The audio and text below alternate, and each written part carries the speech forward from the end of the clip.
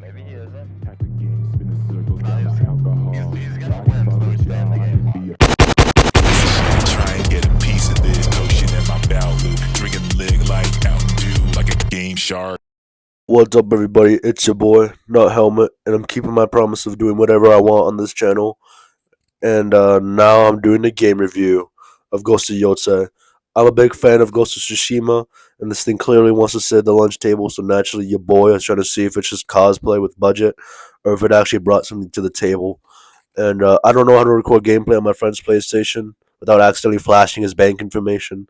So enjoy this completely unrelated Ghost of Tsushima footage in the background while I break into this game. Alright, first things first, the main character Atu is thankfully not ridden like a cum-filled sock with a katana. She's on a mission, and unlike half of the protagonists in modern games who spend 3 hours wondering if they even want to exist, Atsu has an actual spine. She's driven, she's angry, and she doesn't want to spend every cutscene blinking slowly into the camera like she smelled burnt toast. And that clear motivation keeps things moving from the jump. She's already in motion, no hand-holding, no 45-minute prologue about the sacred meaning of rights. She moves, she tracks, she remembers, and that's a big win for the game right there. That gets a point for me.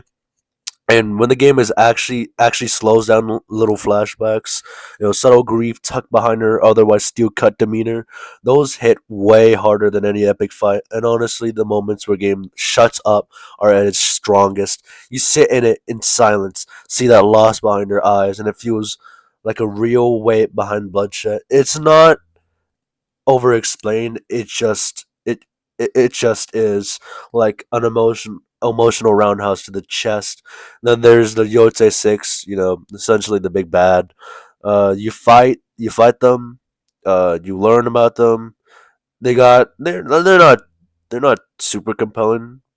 They got masks. That's it. But sometimes mystery is better than giving any villain a tragic backstory about their dog dying in flashback.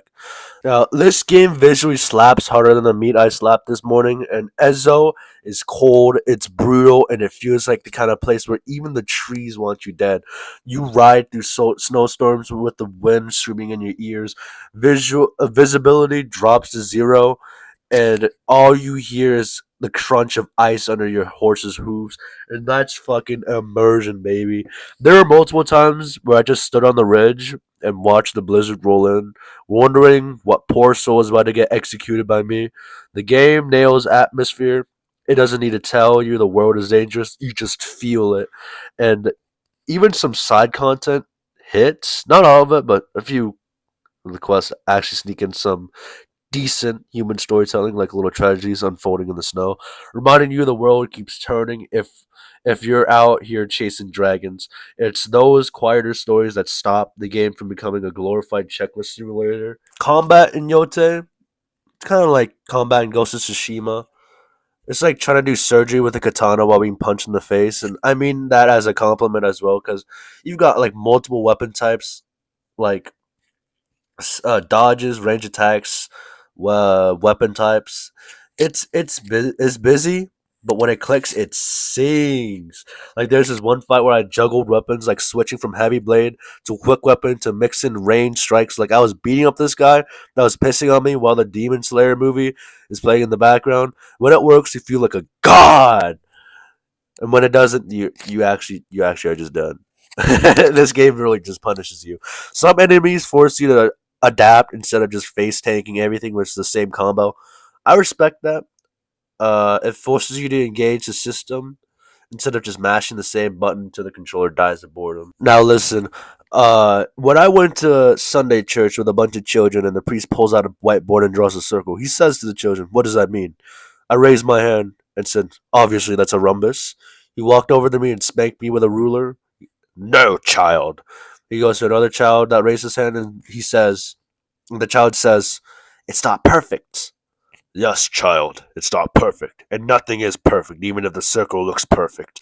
It has some flaws in it." And that quote stuck with me and made me realize there is no such thing as the perfect game, unless it's Helldivers.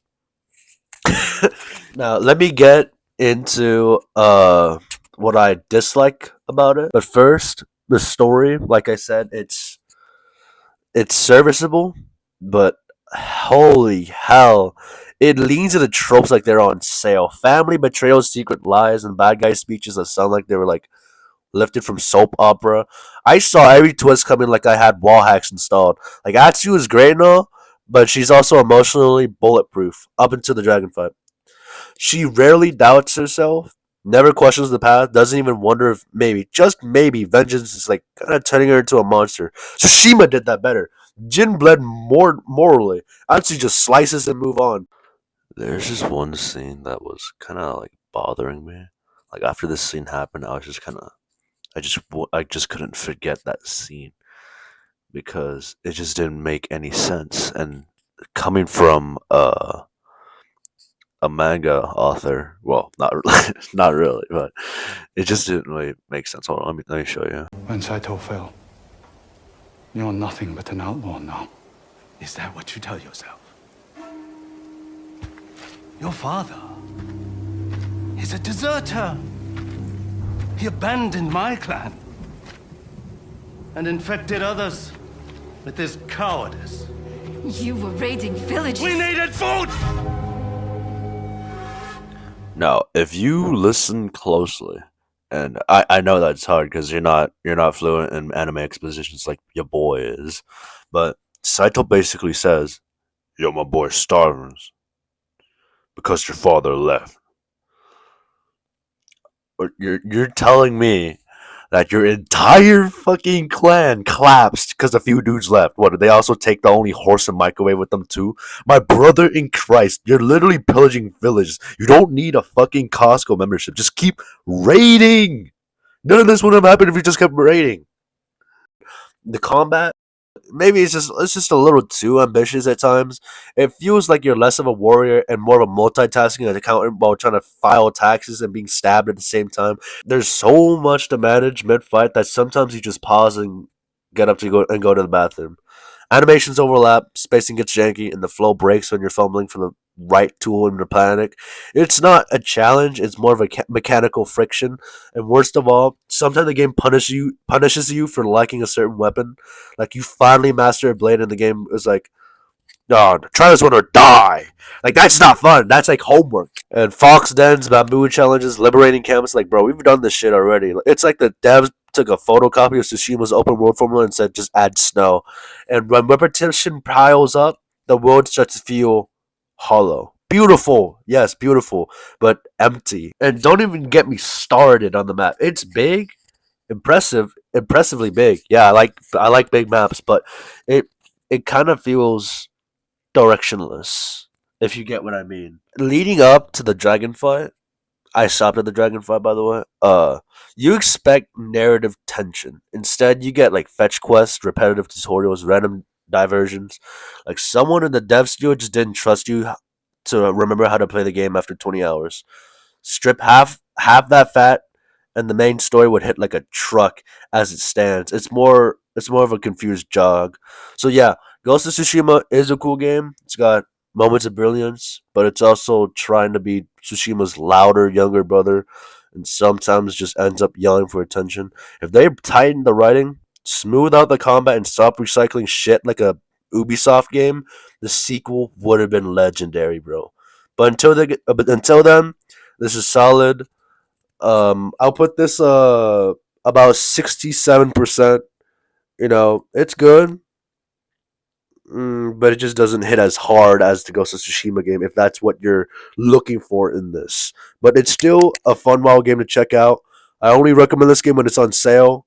$70. Oh, anyways, thanks for watching. I hope I don't piss anyone off too hard. Um, I'm only a child. 教えてよ